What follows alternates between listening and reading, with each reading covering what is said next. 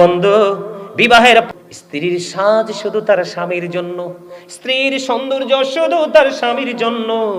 আমি আজকে বলে যাই বড়রাই কাঞ্চনপুরের মা বোনদেরকে, মা গো, যদি স্বামী বাংলাদেশে কোনো ভিআইপি জব করে, তোমার কাছে নাই, তুমি সাজগোজ করিও না, সুন্দর কোনো জামা পরিও না, যদিও পরো তুমি আউটসাইডে যাইও না, কোন পুরুষ তোমার দিকে যেন কোন নজর দিতে না পারে। স্বামী যখন ঘরে আসবে, স্বামী আসার আগে, স্বামীকে রিসিভ করার আগে সুন্দর জামা পরো, সুন্দর শাড়ি পরো, সুন্দর করে সেজে গোজে। ক্লান্ত স্বামী যেন তোমার চেহারা দেখে তার হৃদয় প্রশান্ত হয়ে যায়। এটা হলো ইসলামের বিধান। এটা কি? তুমি অন্যকে দেখানোর জন্য সাজগোজ করিও না।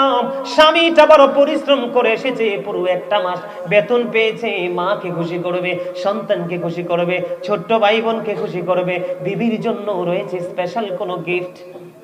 তুমি তোমার বিবি, ও বোন, ও আমার মা, যারা বিবাহিত গো, তোমরা এই আইনটা মেনে চলো। আল্লাহর হাবিবকে যখন প্রশ্ন করা হলো, ইয়া রাসূলুল্লাহ, ইয়া হাবিবাল্লাহ নবী, আপনি কোন ভাবি এবং দেবর তাদের সম্পর্ক সম্পর্কে কি বলবেন?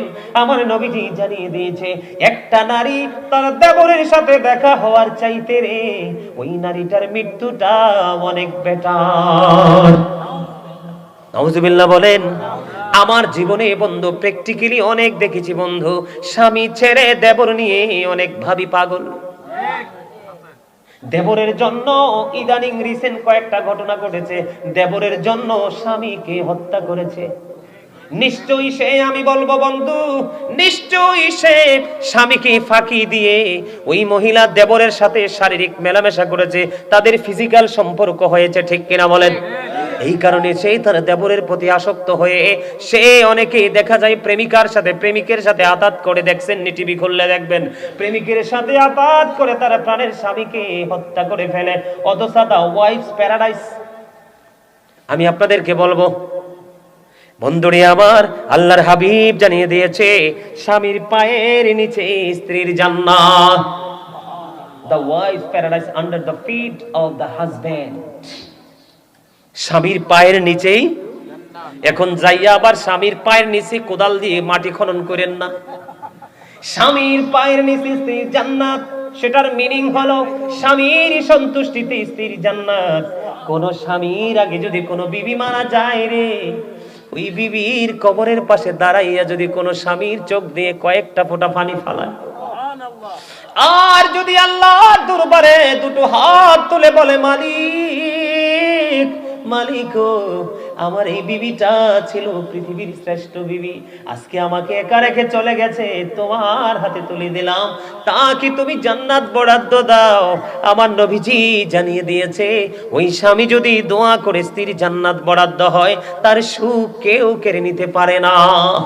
বন্ধু আমার, আমি বলতেছিলাম, মা বোনরা, স্বামী কাছে না থাকলে, যাদের স্বামী বিদেশে আছে, আপনারা সুন্দর করে সাজগোজ করার প্রয়োজন নেই, স্বামীর জন্য অপেক্ষা করুন, স্বামী আপনার প্রিয় স্বামী কাছে ফিরে আসবে। আল্লাহর হাবিব বলেছেন, নির্জনে যখন বেগানা একটা পুরুষ এবং একটা নারী থাকবে, মনে রাখবেন থার্ড পারসন থাকবে শয়তান। কথা কি আপনারা বোঝেন?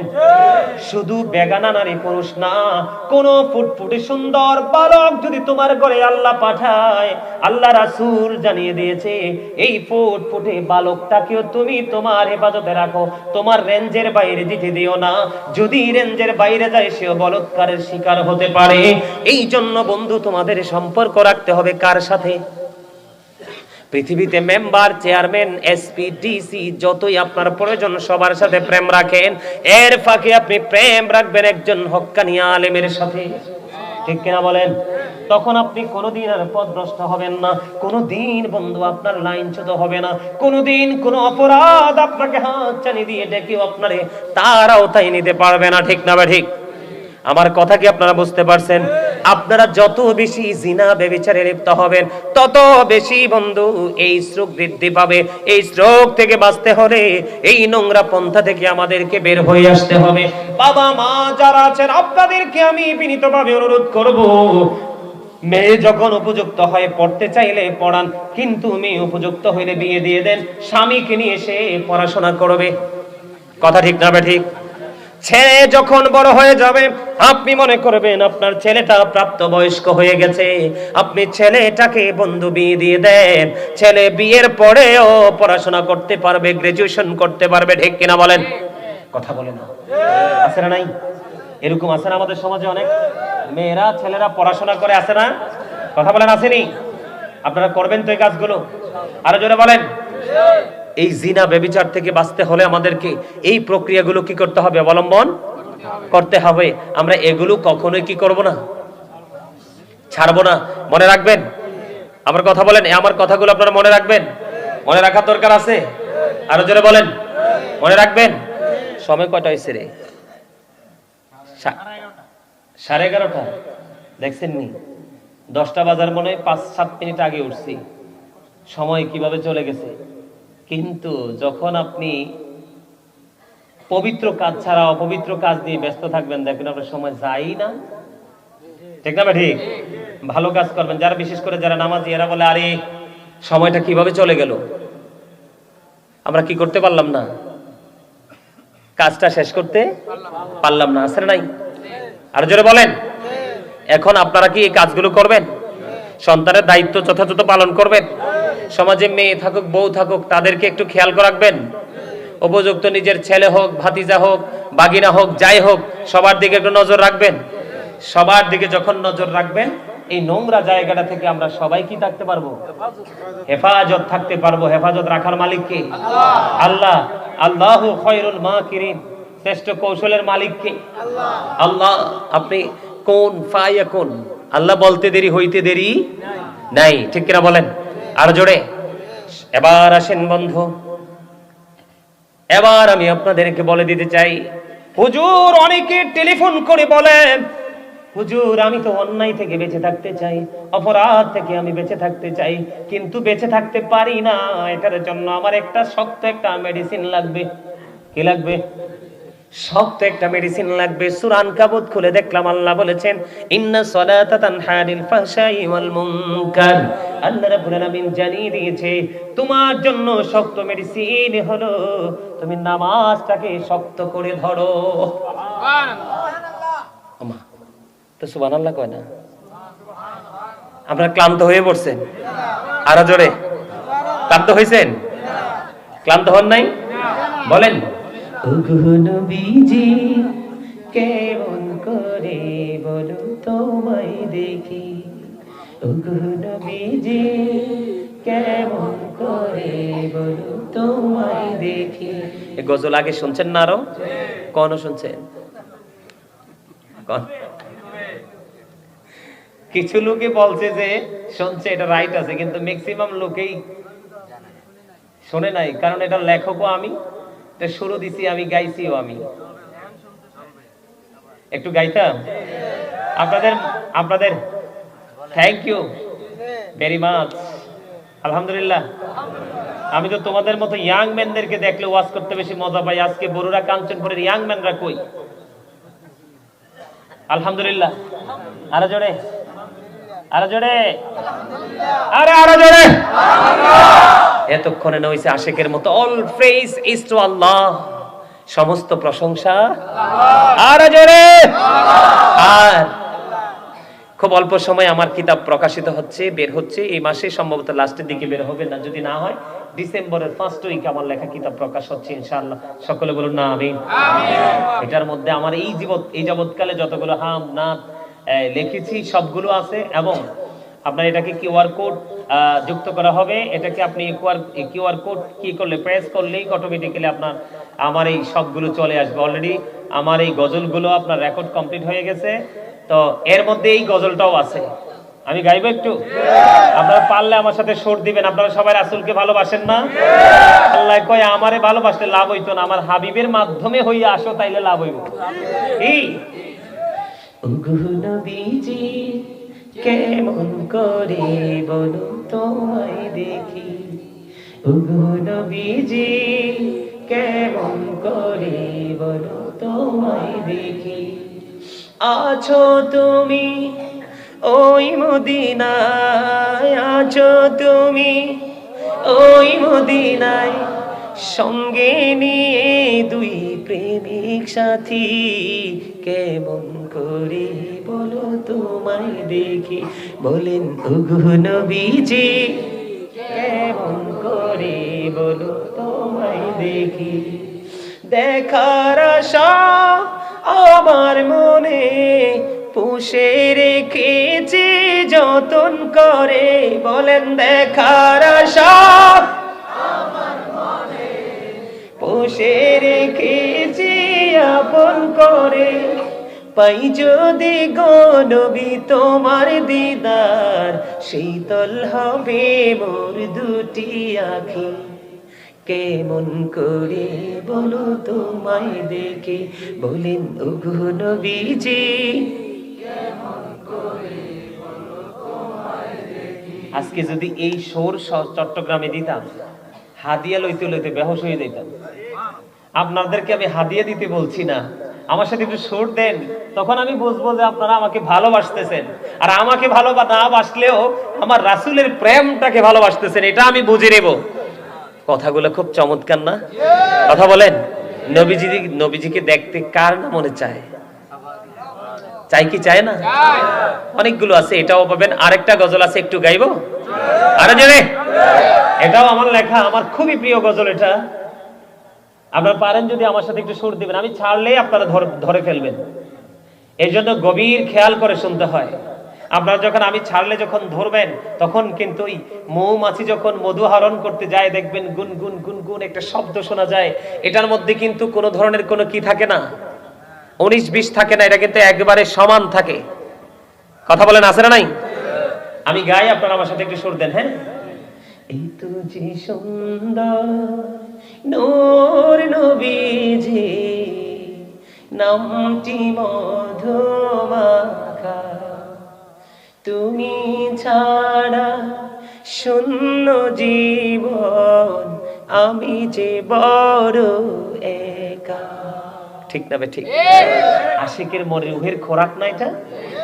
এই তো যে সুন্দর নূর নবীজি, নামটি মধুমাখা, তুমি ছাড়া শূন্য জীবন, আমি যে বড় একা। পাগল পারা মনটাই আমার খুঁজে দিবানিশি, কেমন করে বলবো গো তোমায় আমি ভালোবাসি। এটা কিন্তু গজলের মূল কথা না, আপনাদের এই অবস্থার উপরে ভিত্তি করে কিন্তু কথাগুলো বলে ফেললাম। মারহাবা বলেন। আরে জোরে।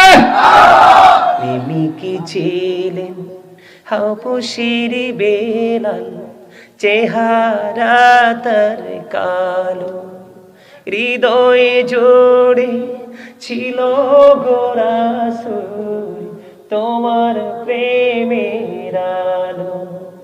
নবীর প্রেমে ইতিহাসে, নবীর প্রেমে ইতিহাসে এই নামটি আছে লেখা। এই তো যে সুন্দর নূর নবীজি, নামটি মধুমাখা। মারহাবা বলেন। এখন কি আমরা নিজেদের উপর নিজে জুলুম করছি নাকি ইহসান করছি? ইহসান। অনকার মানছি এই মুহূর্তটা ইহসান করতেছি, কিন্তু ম্যাক্সিমাম টাইমে আমরা কি করি? নিজের উপর নিজে কি করি? এই জুলুম নিয়ে একটা লেখছি, একটু গাইবো? কারণ পরে আর গজল গাইবো না, কিন্তু আমার সাথে একটু গাইবেন, একটু গাইবেন এবং কথাগুলোর দিকে বিশেষ করে খেয়াল রাখবেন। কিসের দিকে? কথাগুলোর দিকে গাইবো। জুলুম যারা করলা বন্ধু, হারাইলা দুকুল, জনম জনম কে দিও তোমার হবে না মাসুল।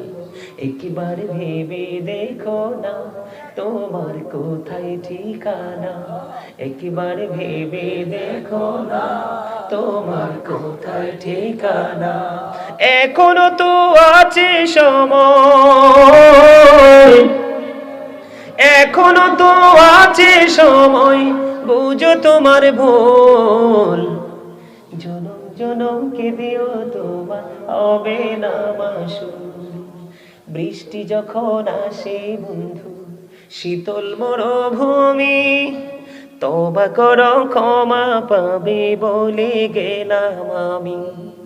বৃষ্টি যখন আসে বন্ধু শীতল মরুভূমি, তওবা করো ক্ষমা পাবে বলে গেলাম আমি। তোমার জীবনে মোহনা কোথায় সেই তো জানো না, তোমার জীবনে মোহনা কোথায় সেই তো জানো না। ক্ষমা যদি না পাও বন্ধু, ক্ষমা যদি না পাও বন্ধু, পাবে না তো কুল। জনম জনম কি দিও তোমার হবে না মাসুল। মারহাবা বলেন। এটাও আসবে আমার লেখা কিতাবে, অনেক লম্বা তো একটু শোনাইলাম। এটা লেখছি কখন জানেননি?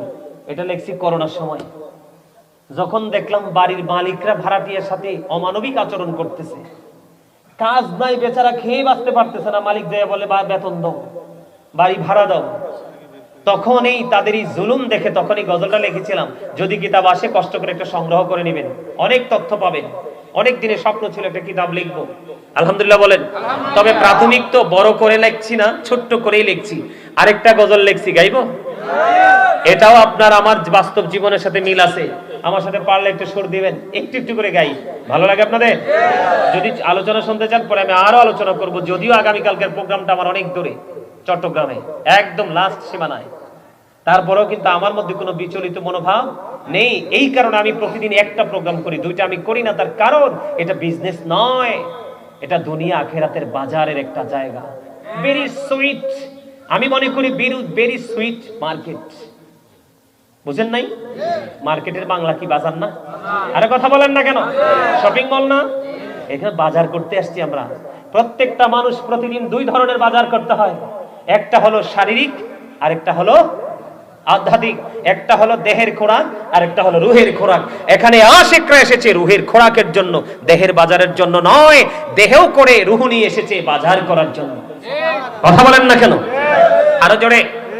আমি যখন চিন্তা করলাম যে এত যে সুন্দর নূর নবীজি নামটি মতো মাঘা, এই গজলটা যখন লেখলাম আমি আমার মালিককে নিয়ে চিন্তা করা শুরু করলাম। আমি আমার মালিককে নিয়ে একটা গজল লিখবো। আল্লাহ রাব্বুল আলামিন আমার জন্য সহজ করে দিছে। কি করে দিছে? গাইবো একটু? আমার সাথে পারলে সবাই সুর দিবেন। এখন আমার কাছে মনে হয় আপনাদের যে অবস্থাটা সেটা দেখে আমার কাছে মনে হয় যে আমি মাত্র মাইক ধরছি। আর শুরুটা এমন ছিল মনে হয় যে আমি ভোর রাতে এসেছি। মনে হয় যে সবাই সারাদিন, মনে কেউ যে 1 উইক, কেউ মনে হয় যে 1 ডে। মানে খাবারের সাথে তাদের কোনো কি নাই, যোগাযোগ নাই। এখন মনে হচ্ছে তারা লাঞ্চ শো, ডিনার শো সব করে বসছে। আলহামদুলিল্লাহ বলেন। আর জোরে। মনু, তোমার মন খারাপ কেন? এই সাদা পাঞ্জাবি, মন খারাপ কেন তোমার? না না, মন খারাপ করা যাবে না। আমার সামনে মন খারাপ কোনো লোক থাকতে পারে না। এর চা খাওয়ার জন্য আমি নিজে পাঠাই, ভাই চা খাই আয়।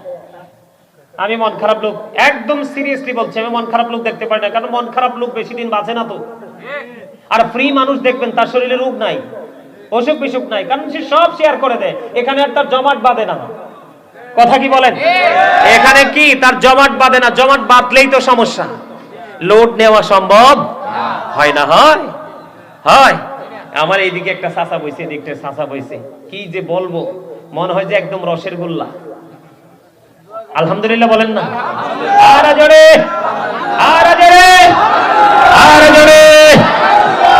পদ্মা মেঘনা যমুনার তীরে কত ঢেউ চলে যায়, আসে না তো ফিরে। বলেন পদ্মা মেঘনা যমুনার তীরে কত ঢেউ চলে যায়, আসে না তো ফিরে। আমিও চলে যাব এমনি করে, আসবো না কভু।